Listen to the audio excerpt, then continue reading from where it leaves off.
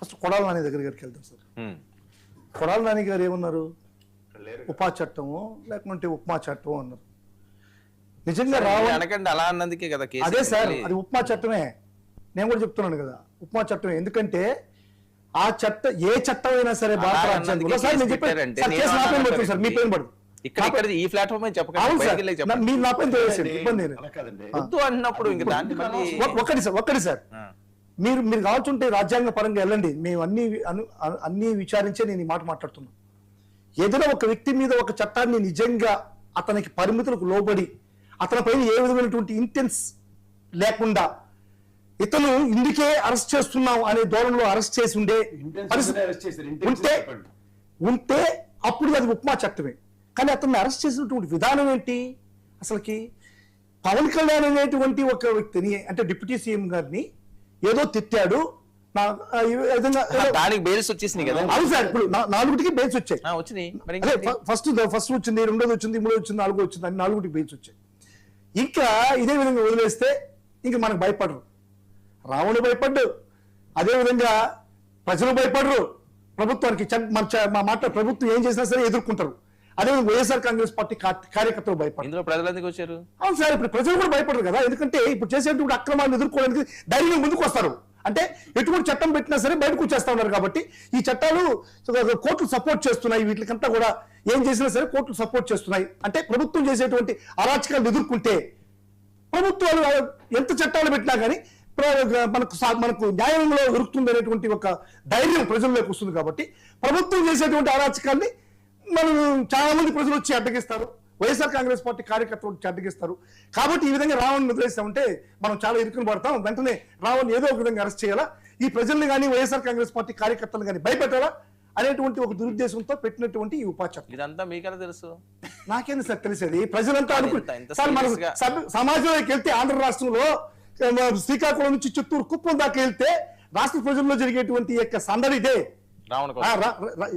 ఈ విధంగా ఉపా చట్టాన్ని ఈ విధంగా ఉపయోగిస్తా ఉన్నారు వీళ్ళు, ఈ విధంగా దుర్వినియోగపరుస్తున్నారు చట్టాలని అని చెప్పినటువంటి ఒక సార్. యాక్చువల్గా ఉపా చట్టంలో కూడా చాలా రుసుములు ఉన్నాయి సార్.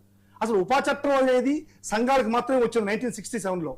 ఆ తర్వాత 2004లో సంఘాలకు మాత్రం కాకుండా సంస్థలకు కూడా, ఏదైతే ఈ సంస్థలు ఉన్నాయో ఈ సంస్థలను కూడా ఉగ్రవాద సంస్థలుగా చేర్చేటువంటి ఒక చట్టాన్ని రూపొందించారు 2004లో.